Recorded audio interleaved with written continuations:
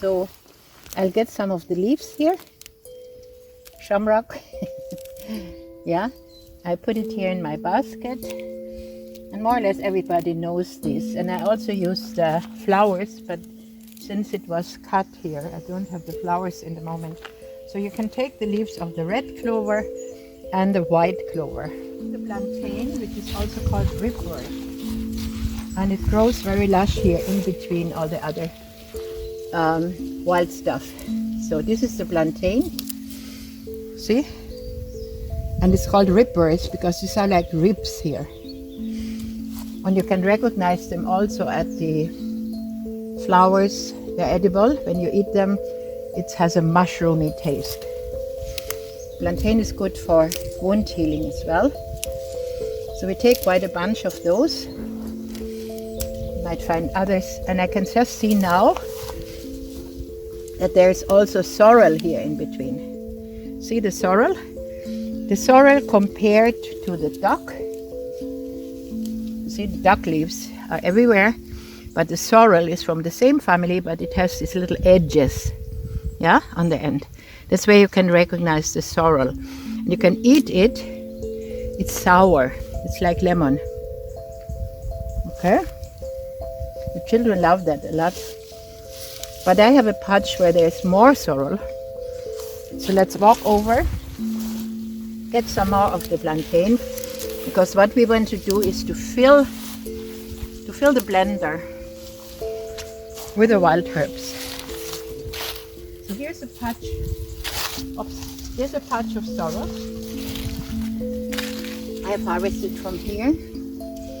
So we'll just ask permission to get a few more leaves, because we don't just take, we also ask if they are willing to be taken.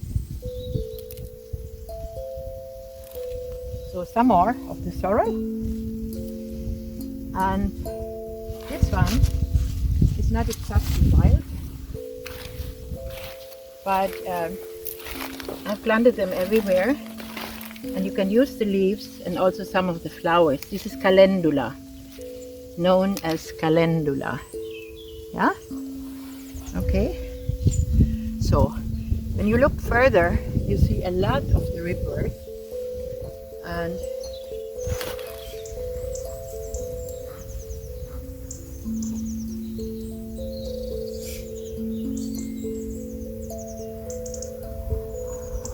we have a huge sorrel leaf. They're thriving here unbelievably. Normally they grow very small, but this is a fantastic permaculture spot where the wild ones and also the domesticated plants are growing together. So here we have nettles growing in between other wild plants, and also the nasturtium. Nasturtium is not growing in winter, but I will take a few leaves in spite of. You might not have them, but I take a few leaves.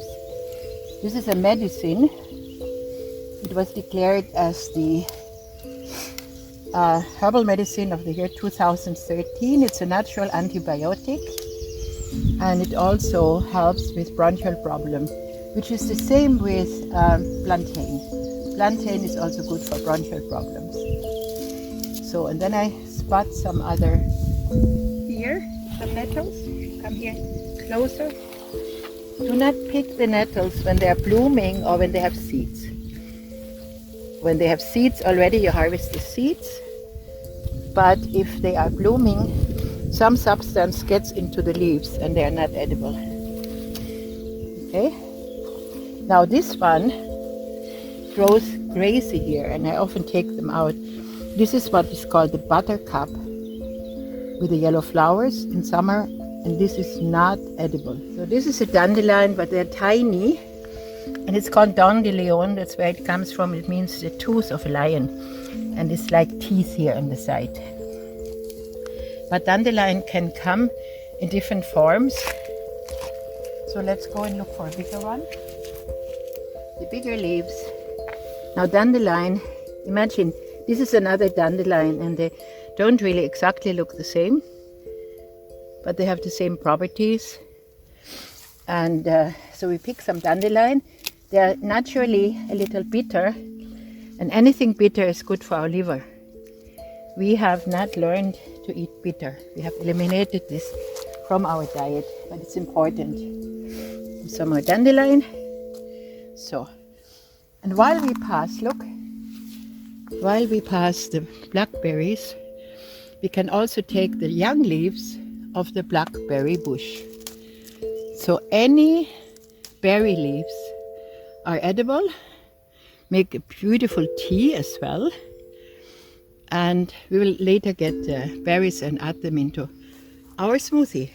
Now this is introduced to Ireland, but it's the flowers are edible. This is fuchsia. So we get a few of those flowers as well and put them into the basket. And later, in later time, they develop those, what we call the berries of the fuchsia. They're sweet and edible. This one is called veg. It's a little overgrown now, but we can still use it, and you will recognize it on the flowers. They come very early spring and grow late into the autumn, and these are the flowers. So they're more or less the first flowers where bees can go in spring. Veg, it's called. So in spite of the late time now, we still have beautiful blackberries, which I said we are going to harvest. And in between, we have the hawthorn leaves.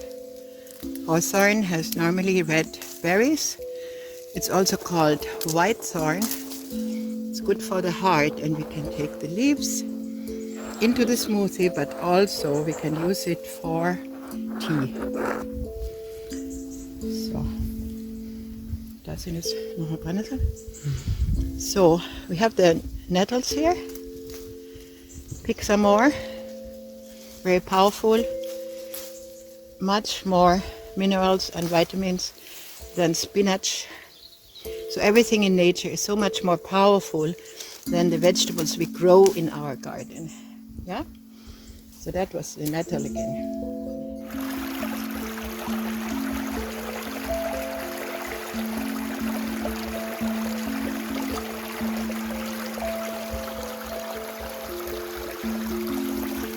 So here we have the ground elder. It's called ground elder. The reason is the leaves look like the elder tree leaves. We can recognize it that it has 3 times 3 leaves here. And then the stem, when you roll it between your fingers, you feel that it also has 3 edges. That's how you can recognize ground elder, and also by its smell. So I pick now leaves of the ground elder to add to our wild herb smoothie.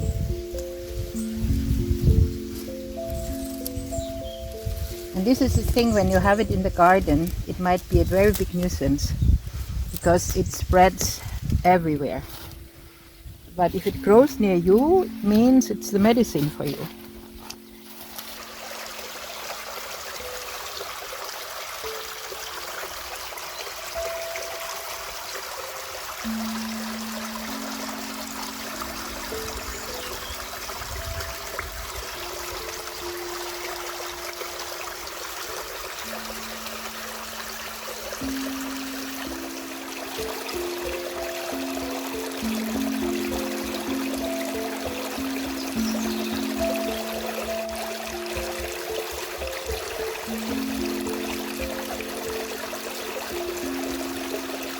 So here we have very nice dandelions again.